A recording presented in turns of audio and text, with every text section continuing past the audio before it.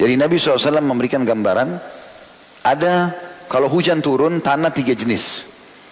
Jenis yang pertama, begitu turun, dia serap air hujan, lalu tumbuhlah tumbuh-tumbuhan.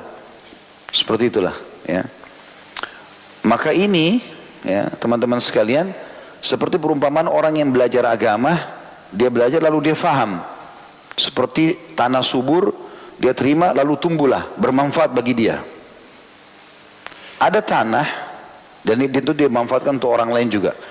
Ada tanah yang kedua, tanah tandus, keras. Dia kena air, tapi dia tampung air itu. Dia tidak nyerap, tidak juga tumbuh-tumbuhan, karena tanahnya keras, bebatuan misalnya. Tetapi karena ada ilmu, ada airnya, maka masih bisa bermanfaat bagi orang. Orang bisa mengambil air yang tergenang di situ. Ini perumpamaan orang yang belajar agama tapi dia belum mengajarkannya. Jadi tidak menumbuhkan manfaat buat orang yang banyak, ya, atau buat dirinya yang banyak, tidak seperti tanah yang pertama. Tapi tetap ada manfaatnya karena dia berilmu. Paling tidak dia mengamalkan buat dirinya sendiri. Tanah yang ketiga, tanah yang tandus seperti padang pasir. Sebanyak apapun hujan turun, tetap hilang air itu. Terserap ke bawah sekali lalu mengalir. Tidak tumbuh-tumbuhan, tidak juga subur tanah itu. Itu perumpamaan orang yang tidak mau belajar agama. Jadi ilmu agama ini di mana-mana, masjid di mana-mana, fasilitas di mana-mana, tapi ternyata tidak manfaat buat dia. Berapa banyak orang teman-teman di zaman sekarang kita dengan teknologi canggih sekarang mudah sekali belajar, tidak mau belajar. Subhanallah, tidak mau belajar. Ya. Dulu orang itu kemarin hari Sabtu yang lalu sempat saya bahas serial sahabat Abu Ayyub Al-Ansari radhiyallahu anhu. Abu Ayyub Al-Ansari ini pernah dulu dalam satu majlis bersama Nabi SAW, dan ada yang hadir di situ beberapa orang mendengarkan hadis. Salah satunya Uqbah bin Amir radhiyallahu anhu.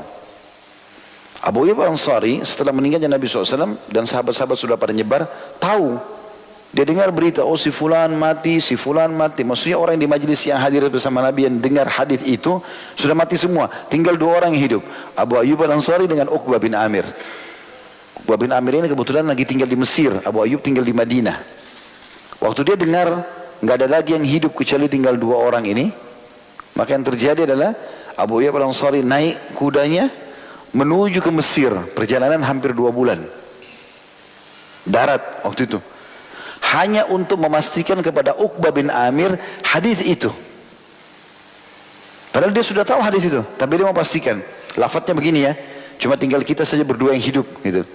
Dia pergi ke Mesir, waktu Uqbah bin Amir dengar disambut, gubernurnya Mesir dengar disambut, dipeluk, luar biasa di sahabat Nabi yang mulia. Abu Ayyub Al-Ansari terkenal. Nabi SAW bertamu di rumahnya, dan menjadi tamu kurang lebih sekitar 17 bulan awal hijrah ke Madinah, sampai masjid Nabi SAW selesai dibangun dengan rumah-rumah beliau gitu kan, rumah para istrinya Ummahatil Mukminin radhiyallahu anhunna ajmain. Maka pada saat itu mereka didatang sambut, lalu kemudian ditanya, ada apa anda datang jauh-jauh? Maka Abu Ayyub mengatakan, saya ingin memastikan sebuah hadis yang saya tahu, tinggal kamu sama saya yang hidup dari orang yang hadir di majlis Nabi yang dengar langsung pada saat itu. Kata Uqbah, benar. Coba kau sebutkan. Uqbah menyebutkan hadisnya, lalu Abu Ayyub mengatakan betul seperti itu. Kemudian Abu Ayyub sudah memastikan, tinggal karena cuma dia berdua, lafadznya sama dengan yang dia hafal, dia pulang kembali ke Madinah di hari yang sama. Sampai gubernur Mesir pada saat itu belum sempat memberikan hadiahnya kecuali di pinggiran perbatasan saja. Enggak minum, enggak makan di Mesir, hanya datang untuk dengarkan satu hadis. Hampir 2 bulan. Pergi 2 bulan pulang, 4 bulan dengar satu hadis. Teman-teman, handphone antum sekarang ini tinggal buka, ketik, kelihatan semuanya. Begitu luar biasanya Allah mudahkan sekarang. Dulu penuntut ilmu teman-teman, nggak ada penerangan kayak kita sekarang. Repot. Pakai minyak, pakai sumbu. Dan kalau sudah malam, cahayanya kita tahu, redup. Kita saja sekarang kalau pakai 5 watt, 7 watt, kalau baca buku gelap. Kan? Zaman dulu orang pakai sumbu, lebih kecil. Tapi tetap baca malam hari.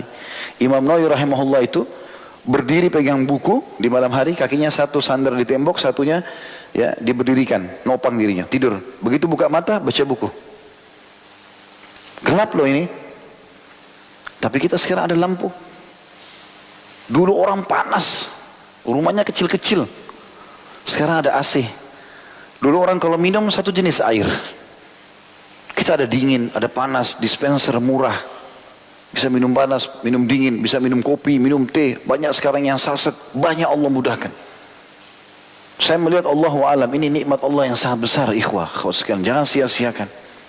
Begitu mudah kita belajar. Kita bisa meringkas banyak sekali ya jalan dan waktu yang dulu orang tempuh susah payah untuk menuntut ilmu. Kita mudah sekali. Anda tinggal dengar, dimanjakan sekali kita di zaman sekarang ini. Tinggal dengar ceramah, ustadznya nyusun ceramah macam-macam, temanya kita tinggal dengarin. Oh tema ini, tema ini, tema ini, tema ini. Tinggal luangin waktu saja. Karena hati-hati teman-teman, Allah akan pertanyakan itu pada hari kiamat. Di mana masa muda mau kau habisin? Di mana waktumu? Kenapa kau enggak belajar? Kita enggak bisa alasan depan Allah, oh saya belum faham itu ya Allah. Mana umurmu 60 tahun yang saya kasih? Mana 50 tahun? 1 tahun 365 hari. Satu hari ada 24 jam, 1 jam ada 60 menit, 1 menit ada 60 detik.